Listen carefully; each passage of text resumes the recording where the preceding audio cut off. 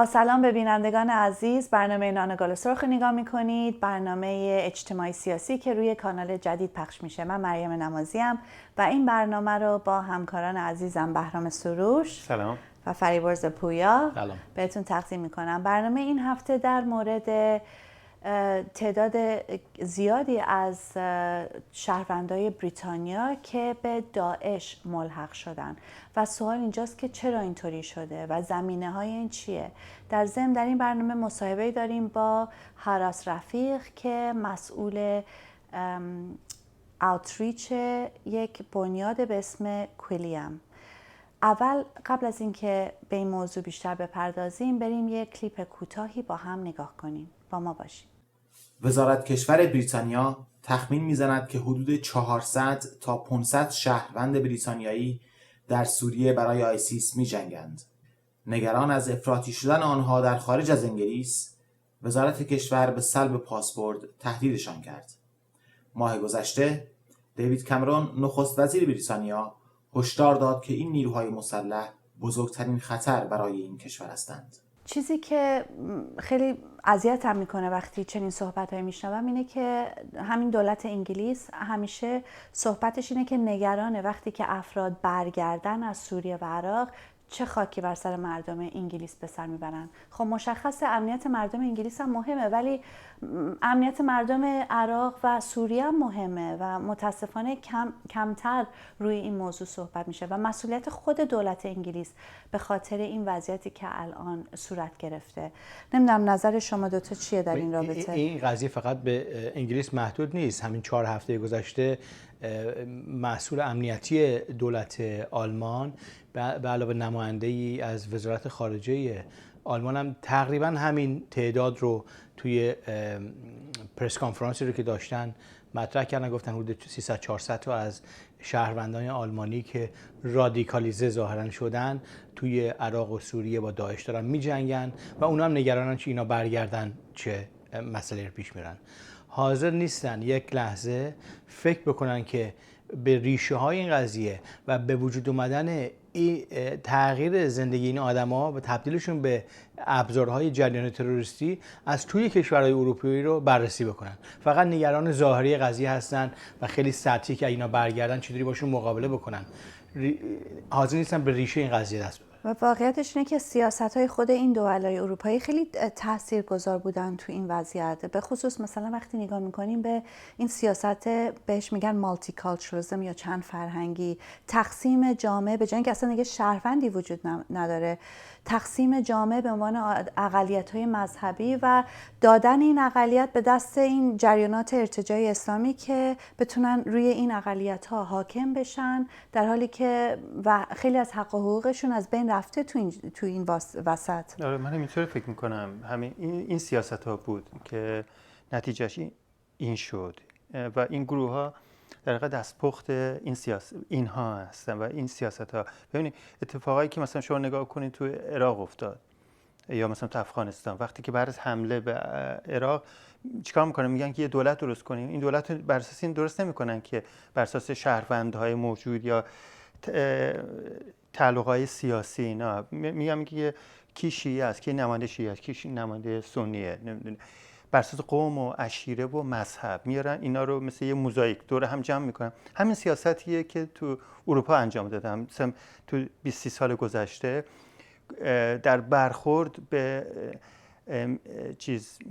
ملیت، به اصطلاح ملیت‌های مختلفی که تو این جامعه هستن، سیاست همون چند فرهنگی، گفتن که خب شما مسلمان هستید پس شما این مال شما و گتوهایی که درست کردن و گفتن خب شما فرهنگتون مال خودتونه دیگه و بر اساس اون گفتن که شما نماینده انتخاب بکنید فلان. این سیاست هاست که باعث میشه که شما آزاد میذاری جریانات کثیف مذهبی رو که این تاثیرگذاری رو بکنن و عملاً نیرو بگیرن. و یه کار دیگه هم که کردن اینه که بالاخره حتی کسی که مسلمانه لزوما اسلامی نیست و یه کاری که کردن اینه که گفتن خب این جامعه مسلمانه، نمایندهشون هم جنبش اسلام سیاسیه، در حالی که اصلا اینطوری نیست. خیلی از این افراد فرار کردن از قوانین شهر، بعد اینجا براشون قوانین شهر درست کردن.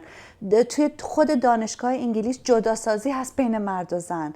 برقا رو به عنوان حق انتخاب پوشش دارن بهش نگاه میکنن، نمیبینن که اینا ابزارهای جنبش اسلامی سیاسی برای سرکوب مردم، هیچ ربطی به آزادی مذهب و عقیده نداره. آره این کوتاه فکری جامعه موزاییکی در واقع سیستم کنترل جامعه است، هم توی خاورمیانه هم توی کشورهای اروپایی، و در واقع این سیاست غلطی که همه وجود داره و همین الان هم دارن این کارو میکنن. مسئله 400 500 تایی نیست که از بریتانیا یا از آلمان، از سوئد، از فرانسه دارن توی صفوف داعش میجنگن، بلکه قضیه اینه که تو همین کشور هم همین قضیه داره تولید میشه و باز تولید میشه و کوتاه فکری این سیاست جامعه موزاییکی اینه که جلوی اینو نمیتونه بگیره و تواناییش نداره، آلترناتیو و جای دیگه باید پیدا کرد. بریم الان مصاحبه‌ای که جدیداً با یکی از نماینده‌های بنیاد کويليوم که یکی از کاراش، فعالیتاش در مقابله با اسلام سیاسیه، بریم ببینیم اینا نظرشون، هاراس رفیق نظرشون در این رابطه چیه و بعد برمیگردیم با هم بیشتر صحبت میکنیم. با ما باشید.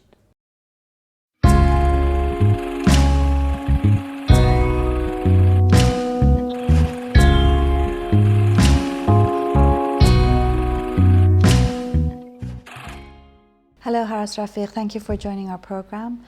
I wanted to ask you about the whole thing that we're hearing in the news now of the large number of British foreign fighters in ISIS. What do you think is the reason behind these large numbers? I think there's a number of reasons. We've had a growing phenomenon that is Islamism that's been growing in the UK certainly since the 1980s onwards, and I think that prior to that, most of the immigrants that came over here were social economic migrants. My parents came here in the 50s, my uncles in the 20s, and they came here really to provide a living for their families back in Pakistan or India or wherever. But in the 80s we started to see a new generation or a new type of Muslim migrant that came to the UK, and that was the Islamist. And they were well motivated, they were dissidents from their own countries, many of them, and they were well funded by a number of Middle Eastern regimes that allowed them to spread a particular brand of Islam. And what happened is that along the way the youngsters grew up in this country, and if we look at how somebody's recruited to this type of extremism or Salafi jihadism, it's usually a number of pathways. The most common one really, or the most common thing, is that most of these people have some form of personal crisis, and that personal crisis could be perceived or it could be actual. It could be racism, it could be that they can't get a job, or in the case of the guy who led the 7/7 bombers said he can't, it was the fact that he didn't want to have an arranged marriage. And what recruiters do is they actually create, Islamist recruiters, they create this prism through which these individuals can be guided down a number of pathways. The first one is that they're taught that the answer to their problems and the solution to their problems really can only be effected if they create this caliphate, this Islamist caliphate, and rule through what they call an equitable Islamic version of Sharia. The second pathway is that they're taught that there is a theological justification to all of the things that they're doing, and that the only way they can be a Muslim is to practice this very narrow, contemporary Salafist version of Islam that actually alienates everybody else, and that anybody who doesn't practice Islam the way they do is either an apostate or a heretic, and they should be fought. And then there are a number of people with mental health issues, and also people who perhaps have had some type of personal loss and want to go out and take revenge. And these factors and these pathways are very common, and unfortunately in Britain over the last sort of 20-30 years we've had this Islamist underbelly that's been growing within our society, and it's been well funded by many states in the Middle East. So but there is also a link, I mean, internationally with this as a political movement. In a sense, there are many generations of people who have the same issues that you mentioned, who join progressive, left-wing sort of protest movements and political groups. In a sense, it is because of the fact that we have an international Islamist movement that it makes it easier for a lot of these young people, in a sense, to be guided towards it? Oh, absolutely. The number of reasons. I mean, yes, we do have this international Islamist movement, it's operating now. It has been doing from the Middle East and from parts of Southeast Asia. But one of the things that they've been able to do very well is get out to youngsters messages of recruitment in a manner that they actually want to be able to receive them. So, for example, 10 years ago, they were using emails and mobile phone text messages very, very effectively. Right now, they're using Google, Facebook, they're using Twitter, and they're using YouTube, and all of the social media ways of actually getting to people much more efficiently than we're doing, certainly in the counter-narrative side and certainly on the progressive side. So I think that the way and the strategies that they're using to get to youngsters is much more slicker, and we have a lot of catching up to do. The thing is that there's often a lot of confusion between Muslims and Islamists. Oftentimes, Islamist values or organizations are seen to be or recognized as the representatives of Muslims. In your opinion, what are the distinctions? Clearly, there are huge distinctions between the two. What are they, and what are the characteristics of an Islamist group or person? Well, first of all, we have Islam, the faith, and we have Islamism, a political ideology. Just as we have social and socialism being two completely different words and two completely different aspects, parts, a spectrum of what they actually are. We have Islam, which is an individual faith and a relationship that one has between them and God. And we have Islamism, which essentially is an ideology but believes in three things. The first thing it believes in is that it has to set up, or somebody has to set up, an Islamic state, a caliphate, and govern that caliphate by their version of fiqh or their version of Sharia. And their version is very narrow, and it's anybody else who doesn't believe in the same things that they believe in is not the same as them. Second thing they want to do is they want to expand that state across the world. And if you imagine that, somebody who wants to spread something forcibly, there's going to be an element of fighting. There's going to be a battle somewhere, because countries aren't going to lay over and say, "Oh, come on in, welcome, come and govern us by your version of Islamic Sharia." And the third thing they want to do very clearly is wipe Israel off the face of the map. And that's why currently we're seeing a lot of Islamist organizations focusing on Israel, because it's an opium for the masses almost. It's a way to get Muslims angry. It's a way to lead them down particular pathways. And these three things are the most common things that all Islamist organizations in the world want to achieve. Now, you mentioned the fact that there are some reasons why Muslims are angry and so they join Islamism. I mean, for me, I find that a bit hard to buy in some instances, because, in many cases, it's not about the Palestinian issue, or it's not about a US invasion on Iraq. And in fact, many of these Islamist groups are killing more Muslims than anybody else, or people considered Muslims. So I sort of feel like these are ways in which they're excuses as a way of recruiting people. Yeah, absolutely. Foreign policy, if we look at foreign policy and we look at Iraq and Afghanistan, well, there was no Iraq and Afghanistan when 9/11 took place. It's very easy for people who don't quite understand what's going on. It's very easy for Islamists themselves to create an atmosphere whereby there are many other things that can be blamed as the root cause for making people go to a particular direction towards extremism and Salafi jihadism or Islamism. The left does it very well. A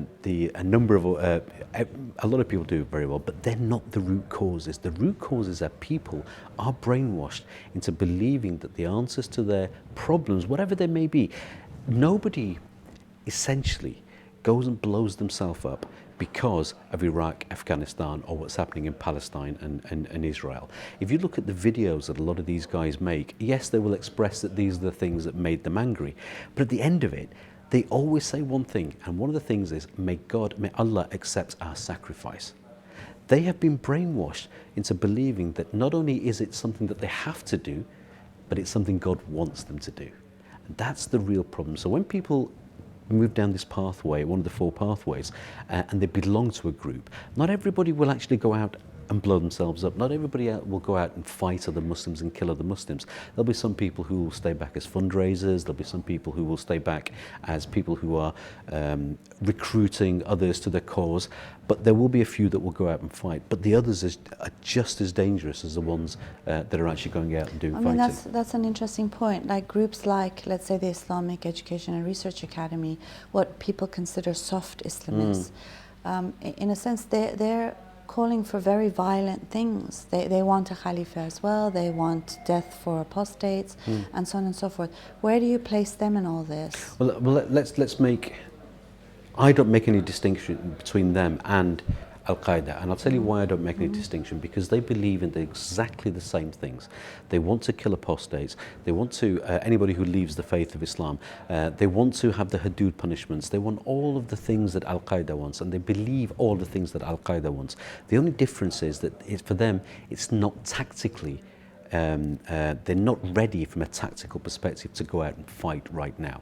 Secondly, some of these people are cowards. If they genuinely believe that they should be going out and supporting these things, why aren't they doing it? Why are they sitting in their very nice houses in London or wherever it is that they live, sitting back and thinking, you know what, yeah, we believe in the cause, but we're actually not going to go out and do anything. Part of it could also be, it's the public relations aspect of it, isn't it? It's normalizing Islamist values. Yeah, I mean, that's another aspect.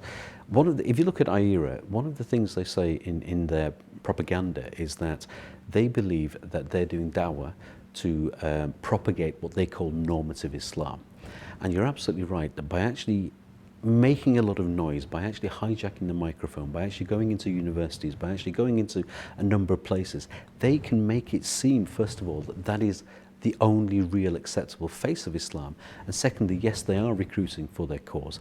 And you know, I wonder how many people are actually out in joining with ISIS or somewhere else because of a radicalization process that's been started by groups such as IERA. So do you see a link between, let's say, the rise in Sharia courts here in Britain to the gender segregation at universities, to groups like what IERA are doing, with the rise of what is called jihadism? Or yeah, absolutely. One of the initial starting points of taking somebody down a pathway is to persuade them that the Islam or the faith that their parents practiced and their grandparents practiced, which didn't show a dichotomy between being British and Muslim or Pakistani and Muslim or Iranian and Muslim or whatever nationality and Muslim, is actually fits into, and the practices fit into one of four categories: bid'ah, haram, shirk and kufar. All the practices they believe, or many of the practices they believe, take people down a path that actually no longer makes them a Muslim. So these people, when they start bringing back, and I say bringing back very carefully, segregation, gender segregation, and wearing the niqab, because I never saw the niqab in the UK. I was born here, I'm 49 years of age. I never saw the niqab in the UK until I was about 18 or 19. And I lived in a Muslim area, I was brought up in a Muslim area. This Arabization, this Salafization of the Islam that the people from the Indian subcontinent, majority of Muslims in this country, brought over here, is a massive, massive tool that they use to actually start the process of taking somebody down this particular pathway. How do you challenge all of this? I mean, some of the work that Quilliam's doing. I think one of the things we notice is that people talk about lone wolf radicalization. People talk about people being radicalized in isolation. That's a lot of rubbish, and I'll tell you why that's a lot of rubbish. We recently did a report called Jihad Trending, where we analysed 30 jihadi websites, and there were a number of things that were debunked. One of the things was that there is no such thing as lone wolf terrorism. Every single person that goes down a path of extremism has to have some form of contact with charismatic recruiter or recruiters. This could be IERA, this could be somebody from ISIS or wherever it is, Hizb ut-Tahrir or whoever. Second thing is that banning and prescribing these organizations in a liberal democratic society on its own does not work. The government has made some very, very serious mistakes. And one of the mistakes they're making is they'll say, well, here is an organization, we believe it to be extremist, we believe it to be violent, well, let's just ban it. Well, fine, ban it, but make it difficult for them to set up again. Secondly, one of the things that we're doing, and we have been doing for a while, and I've certainly been doing for the last 10 years, is actually trying to introduce some counter narratives, trying to engage in some form of social activism to actually say, well, you know what, this is a problem that faces our society, both in the UK and a global society as well. And it's not something just for Muslims. It's only when people of faith and no faith, people who are Muslims, people who are not Muslims, come together and view this ideology in the same way that we might have viewed fascism in the 1930s or 40s, that we're actually going to be able to do something about it. So a lot of the things that we've been doing recently is building this liberal alliance, this liberal progressive alliance, and then actually providing counter narratives and actually providing some form of social activism to try and prevent people from Muslims from going down that pathway in the first place, and secondly, the ones that have, try and bring them back. Okay, thank you very much. My pleasure.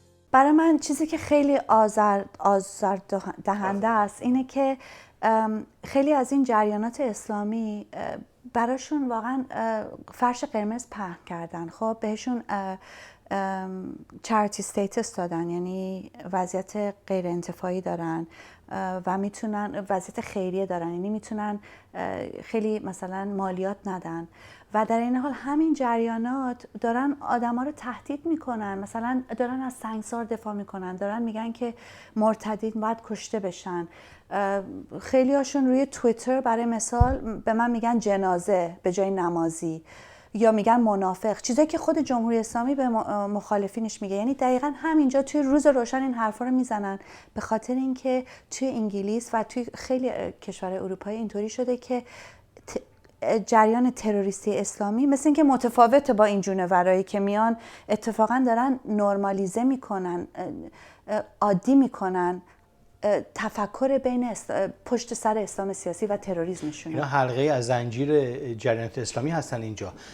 حتی حاضر نیستن ظاهر قضیه رو بپوشن. همون حرفایی رو که داعش و جمهوری اسلامی میزنن و عمل میکنن توی ایران و عراق و خاورمیانه، اینا هم همین میان حرفا رو میزنن و سعی میکنن یه خورده اینور اونور کنن و دولت‌های اروپایی سعی میکنن اینا رو به عنوان اسلام میانه یه خورده نرم، چیزی به عنوان اسلام میانه وجود نداره. اسلام معلومه قوانینش بر مبنای 5 اصول داره، روزخواری باید به زور بکنه، نماز باید بخونی، مرتد باید بکشی، اینا قوانین اسلامی دیگه. نمیدونم اسلام میانه نرمش یعنی کجاست نفهمیدم. کجا این قضیه لطفا مثلا میگه که خیلی نرمشون اینه که میگن که مرتدین رو باید سرشون رو ببرین چون درد نداره. آره برای تو درد نداره که سرش رو داری میبری، نه برای کسی که داره سرش بریده میشه. اینا جالبش اینه که وقتی که این جریانای افراطی که رفتن دیگه دارن با داعش میجنگه، اینا رفته تو گروه‌های تروریستی، این اتفاقی که میفته یا میبینید تو تلویزیون میرن همون آدم‌ها رو میارن، اونا حضورشون بیشتر میشه، میبینید کل برنامه هست اینا رو میارن که این اسلامیا رو که در حقیقت اینا آموزش دادن اونا رو از نظر فکری، بعد بهشون میگن که شما نظرتون چی کار میشه کرد. فکر میکنن که با اینا کنار بیان مسئله حله. در حقیقت مشکل همینه، شما اومدین اینا رو اینقدر باد زدین، اینقدر اینا رو بزرگ کردین، بهش امکانات دادین، خب معلومه این نتیجهش این خواهد بود. و راه حلی هم که مطرح میکنن، تو حتی الان نگاه کن تو عراق این وضعیت به وجود اومده، خب نتیجه این سیاست هاست. پیشنهادشون چیه؟ الان میگن که به مالکی میگن که شما، حالا یه موضوع دیگه است ولی میدونم، میگن به مالکی میگن که شما بیا حالا سنی‌ها رو بیشتر بیاد تو.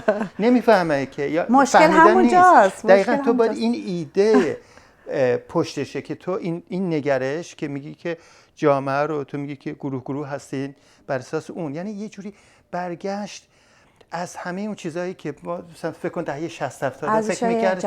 آره یا میگفت یه جامعه مدنی و مدنیت اینه که شهروند رو به رسمیت میشناسی دیگه، ولی این برگشت به دوره قبایل و عشیرتیه. دقیقاً راه حلش چیه؟ راه حل هم دقیقاً همون راه حلی که تو ایران هست، به وجود یه دولت غیر مذهبی، جامعه‌ای که بر مبنای شهروندی، حقوق برابر وجود داره و مسئله شهروند و انسانیت و حقوق فردی به نظر من اینجا خیلی مهمه و دست اینا رو کوتاه کردن. آره امکانات اینا به نظر من در واقع همین راه حل هم در رابطه اروپا هم ما هیچ راه حل متفاوتی نداریم.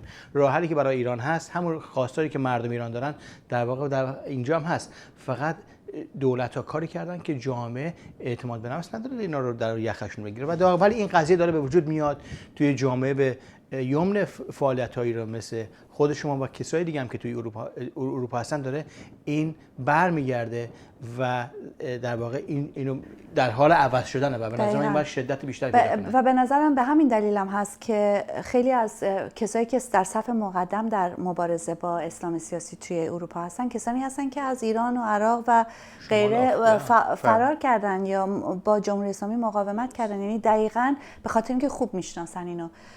دوست داریم واقعا نظر شما رو هم بشنویم، حتما با همون تماس بگیرین. در آخر برنامه دوست داشتیم فتوای احمقانه این هفته رو به شما تقدیم کنیم.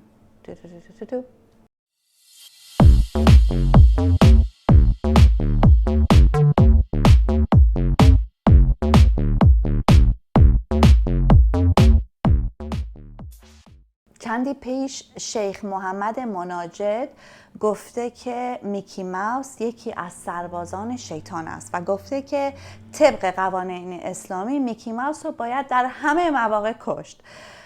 مناجد هم یک دیپلمات دولت عربستان سعودی بوده، توی سفارتش توی آمریکا کار میکرده. معلومه چه جونورایی از عربستان سعودی میان، هم رزمان همین جونورای جمهوری اسلامی هن. و مثل که خودش هم نمیدونه که میکی ماوس یه موجود زنده نیست، ولی اینا حتی به یه کارتون هم نمیخوان رحم کنن.